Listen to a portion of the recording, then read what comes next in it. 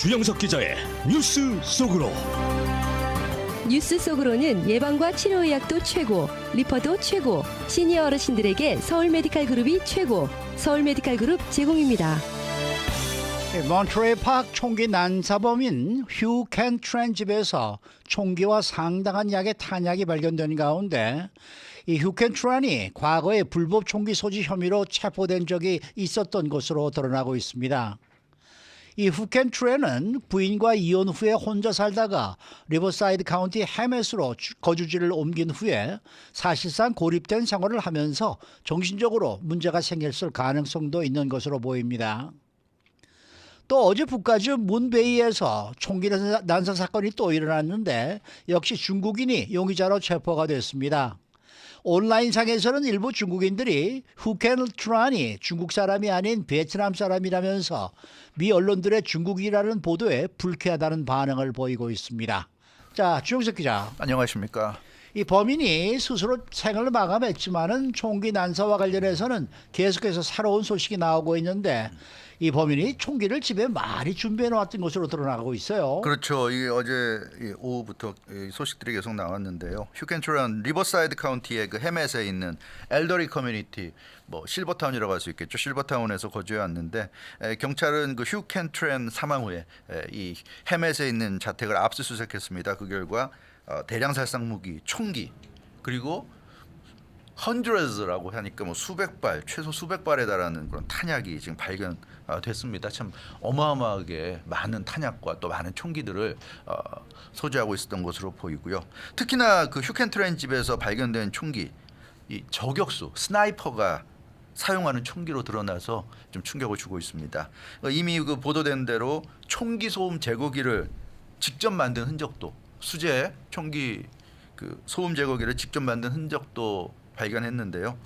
그러니까 이 여러 사람 앞에서 총기 난사할 때는 사실 소음 제거기 같은 게 필요가 없죠. 그렇죠. 사람들이 보는 앞에서 하니까 그건 의미가 없고, 이 총기 소음 제거기가 갖고 있다는 건 누군가를 타겟으로 삼아서 멀리 떨어져서 몰래 총을 쏴서 그 사람을 이제 사살하려고 할 때 그때 필요한 거란 말이에요. 그래서 이 휴 켄트렌이 누군가를 저격하려고 계획하고 그것을 실행에 옮기려고 막 시도했던 것이 아닌가, 이런 지금 뭐 정황까지 지금 보이고 있는 그런 상황입니다. 네. 휴 켄트렌이 과거에도 총기 문제 때문에 문제가 있었던 적이 있다고 확인이 됐더라고요. 네, 확인됐어요. 휴 켄트렌의 그 전과 기록을 살펴보니까 1990년에 총기 관련해서 체포된 적이 있습니다.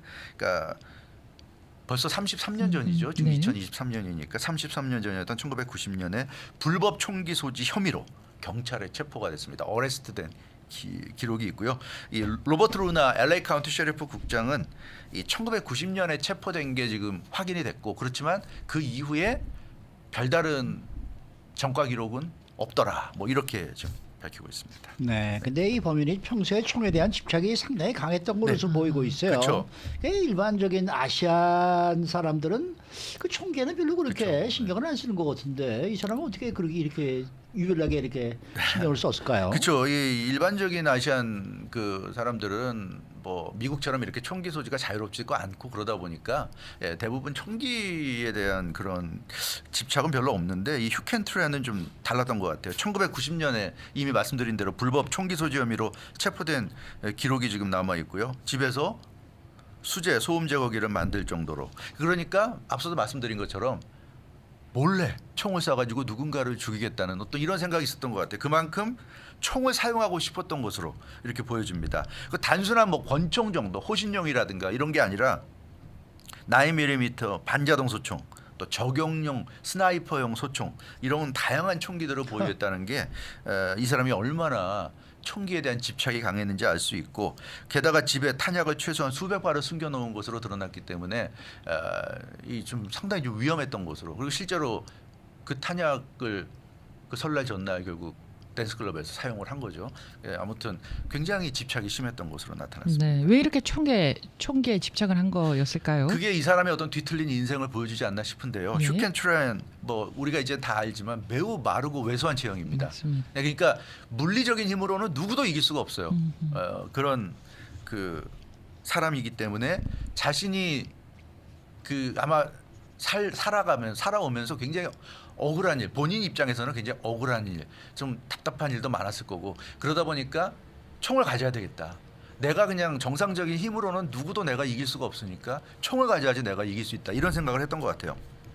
그걸 알 수 있는 게 헤멧의 이 사람이 살던 헤멧의 그 이웃 팻 로스라는 이웃이 그런 증언을 했습니다. 슈켄트렌에 대해서 뭐라고 그랬냐면 파리 한 마리도 못 죽일 것 같은 사람이었다. 그래요? 자기가 그만큼 약해 빠진 사람이었다. 굉장히 연약하고 마르고 파리 한 마리도 못 죽일 사람이었다.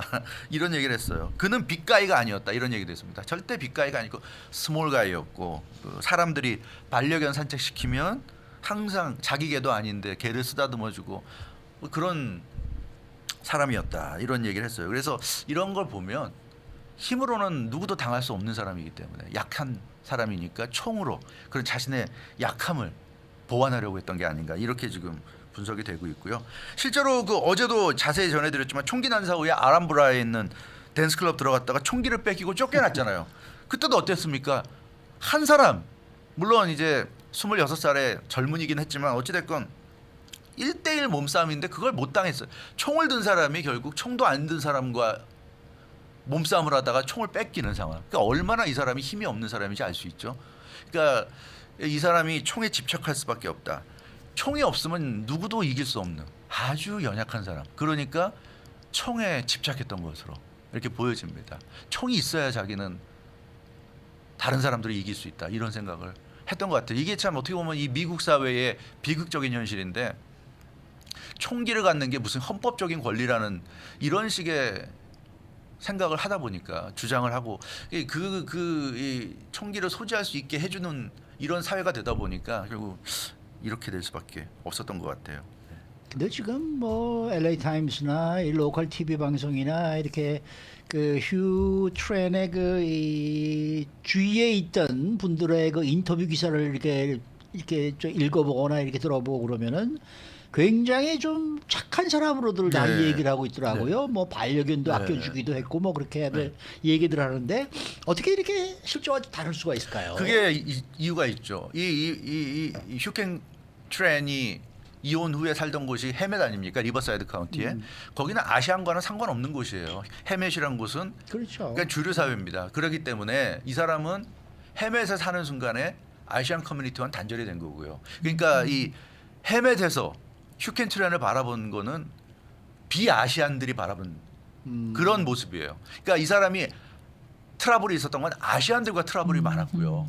이 사람이 그 뒤에 가서 얘기하겠지만 베트남계로 보여지는데 중국 사람과 뭐 결혼도 하고 하여튼 중국 사람들과 계속 친분을 유지하고 베트남이나 뭐 한국 사람들하고도 친분이 있었겠죠. 뭐 같은 아시안들하고 섞이면서 계속 트러블이 있었고 헤멧은 아시안이 거의 없는 곳입니다. 그래서 헤멧에서는 트러블이 없었어요.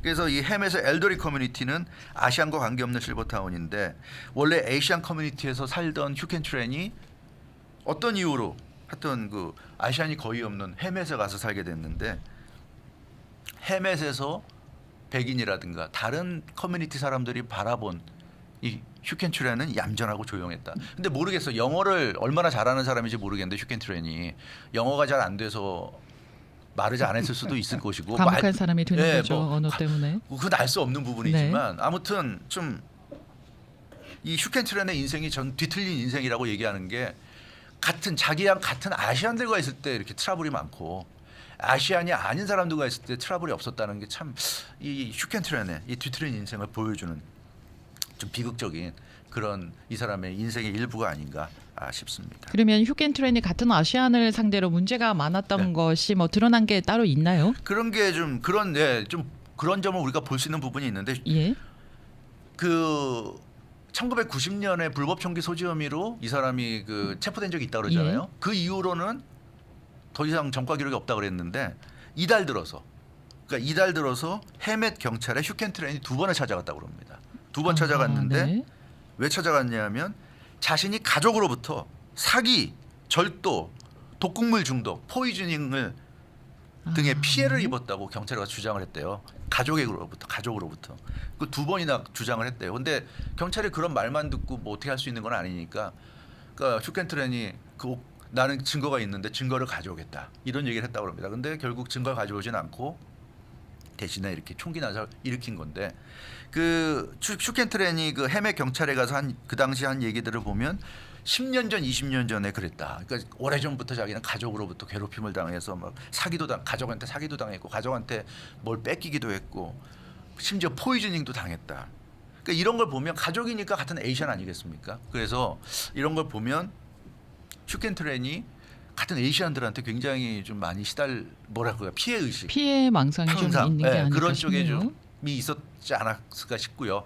뭐 경찰 조사가 지금 계속되고 있으니까 이 사람이 주장하는 게 사실이라면 드러나겠죠. 근데 아직까지 슈켄트란의 가족 얘기는 없는 거 보면 이 사람이 진짜 가족이 있는지도 잘 모르겠지만 아무튼 슈켄트란의 인생, 이 뒤틀린 인생, 에이시안인데 같은 에이시안들과 트러블이 많았고 비에이시안들과는 원만하고 아무 문제가 없었다는 거 참 뒤틀린 인생이 아닌가 싶습니다. 근데 뭐 해외 경찰서 가서 한 얘기를 이렇게 지금 말씀해 주셨는데 뭐 어디까지 주장이 사실인지는 알 수가 없겠습니다만은 뭔가 좀 정신적으로 문제가 있는 거 아니었나 모르겠네요. 그렇죠. 그러니까 슈켄트란의 삶을 보면 그 2001년에 서류를 보면 2001년에 결혼했고 2005년에 이혼했다고 나오는데 4년 만에 이혼했고요. 그리고 혼자 살았어요. 그러니까 어찌됐건 성공적인 삶을 살지 못했다는 건 이 사람의 그런 객관적인 기록만 봐도 너무나 확연히 드러납니다. 그리고 그 주류 언론도 보도를 보면 해멧이란 곳이 저소득층이 사는 곳이라고 잘 사는 동네가 아니라고 얘기가 나와요. 그래서 그런 걸 보면 같은 에이시안들 트러블이 있더라도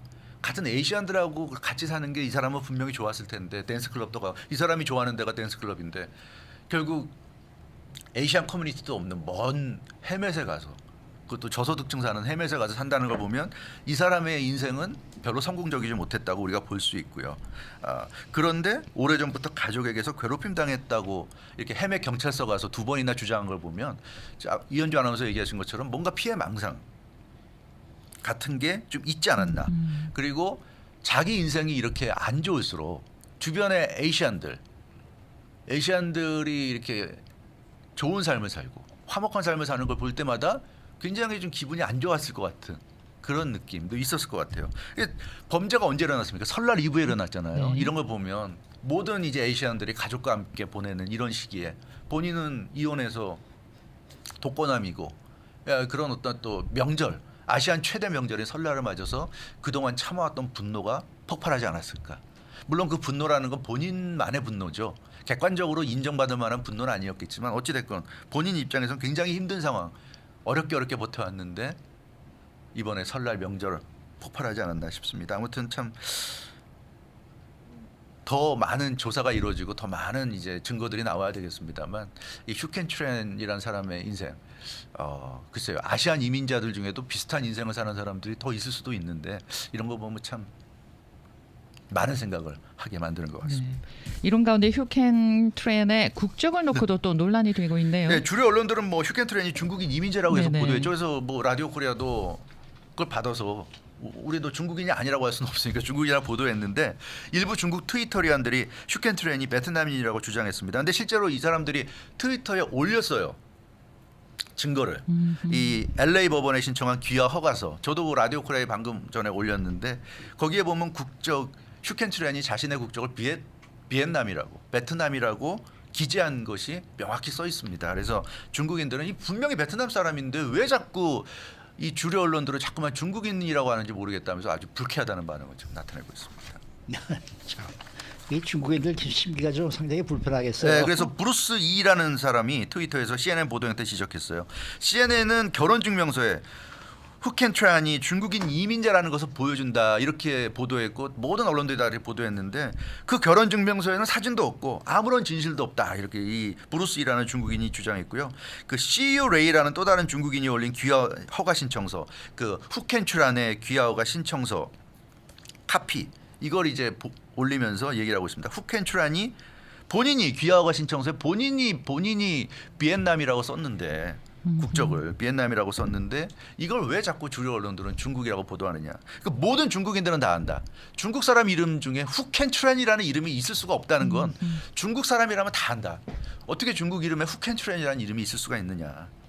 근데도 왜 이렇게 미국 언론들이 그래서 중국인들은 요즘 미국과 중국 사이가 안 좋으니까 이 미국 언론들이 좀 일부러 이러는 것 같다는 그런 좀 굉장히 좀 불쾌한 반응을 보이고 있어요. 상당히 예민한 반응을 보이고 있습니다. 미국 언론의 의도가 도대체 뭔지 지금 의심하지 않을 수 없다 이런 얘기까지 하고 있는데 저도 처음에 이 후켄트라는 이름 나왔을 때 이거 비엔남이겠구나 하는 생각은 굉장히 들었었는데 다들 중국이라고 그러니까 중국이라고 보도했는데 글쎄요 이 정황상 또 이 서류까지 나왔는데 귀화와 신청서 베트남 사람일 가능성이 높지 않나 그런 생각도 드는데 뭐 근데 국적보다도 일단 참 이런 일은 참 국적을 떠나서 어느 나라 사람이건 좀 일어나면 안 돼. 예전에 뭐 아시안처럼 생겼으면 무조건 차이니즈라고 불렀죠. 뭐 그렇죠. 그런 그렇죠. 것도 좀 있었겠죠. 그런 거죠. 네, 네. 수고 많으셨습니다. 주영석 기자였습니다. 뉴스 속으로는 예방과 치료의학도 최고, 리퍼도 최고, 서울 메디칼 그룹 제공이었습니다.